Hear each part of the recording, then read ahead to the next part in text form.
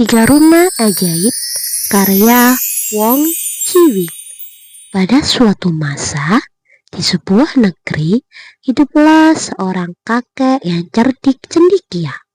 Ia mendiami rumah di tepi sungai bersama ketiga putrinya. Kakek ini menguasai ilmu sihir, akan tetapi ia menyembunyikannya dari semua orang, termasuk putri-putrinya. Hingga suatu hari, ia mengumpulkan mereka dan berkata, "Anak-anak, waktuku di dunia tinggal sebentar lagi. Tiba saatnya aku membagikan harta warisan. Manfaatkan dengan baik agar kalian dapat hidup dengan tentram." Pesannya, warisanku berupa 3 rumah ajaib. Rumah pertama terus-menerus menghasilkan makanan. Takkan habis meskipun kalian lahap sebanyak-banyaknya. Rumah kedua selalu terisi emas. Takkan habis meskipun kalian membelanjakannya sebanyak-banyaknya. Yang terakhir adalah rumah penuh buku. Di rumah itu kalian selalu menemukan buku baru yang belum pernah kalian baca.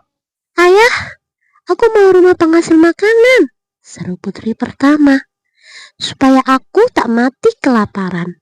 "Berikan padaku rumah yang penuh emas," putri kedua merajuk, "supaya aku bisa membeli pakaian dan perhiasan yang kumau." Kakek itu pun menoleh ke putri bungsu kesayangannya. "Nah, hanya rumah buku yang tersisa untukmu. Percayalah, rumah inilah yang terbaik di antara semuanya." "Ayah, kamu adalah seorang cerdik cendekia. Tentu aku percaya pada ucapanmu. Akan kujaga rumah buku sebaik mungkin." Tak lama kemudian, kakek itu pun meninggal. Putri pertama menempati rumah penghasil makanan. Semua kebutuhan perutnya tersedia secara cuma-cuma. Pekerjaan gadis itu hanyalah makan, dan makan saja. Tubuhnya makin gendut sampai-sampai ia tak bisa keluar dari pintu rumahnya sendiri. Putri kedua tinggal di rumah penuh emas. Tanpa harus bekerja keras, ia bisa membeli semua barang yang diinginkannya. Ia terus-menerus membelanjakan emasnya hingga rumah itu penuh sesak dan tak bisa ditinggali lagi. Sementara itu, putri bungsu menghabiskan hari-harinya dengan membaca. Bertambahlah ilmunya dan jadilah ia seorang yang cerdik cendekia. Dengan ilmu yang dimilikinya, ia menolong orang lain sekaligus bekerja. Orang-orang memberinya upah yang cukup untuk membeli makan dan apapun yang ia butuhkan. Kendati punya uang, ia dapat berhemat karena mempelajari aneka keterampilan yang bermanfaat dalam kehidupan sehari-hari, seperti memasak, menjahit, dan membuat barang-barang sendiri. Kabar tentang kepakarannya pun tersiar hingga ke seluruh negeri.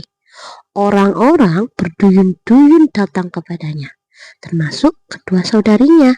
Ia tak pernah pelit ilmu, justru sangat senang jika orang-orang mau belajar darinya hingga ia menjadi makin bijaksana. Orang-orang akhirnya bermukim di sekitar rumah buku. Si bungsu dengan senang hati membuka pintu rumahnya untuk warga sekitar. Ia mengisi hari-harinya dengan mengajar dan menyumbangkan buku ajaibnya. Rumah itu tak pernah kehabisan buku baru. Warga pun menyematkan gelar perempuan cendekia untuknya. Mendengar julukan itu, si bungsu terkenang akan mendiang ayahnya dan berkata, "Ayah, sungguh kamu telah memberikan rumah terbaikmu. Jika suatu saat kamu menjumpai rumah dengan seorang perempuan yang asik membaca buku di dalamnya, mungkin saja itu adalah rumah perempuan cendekia, rumah ajaib yang selalu penuh dengan buku.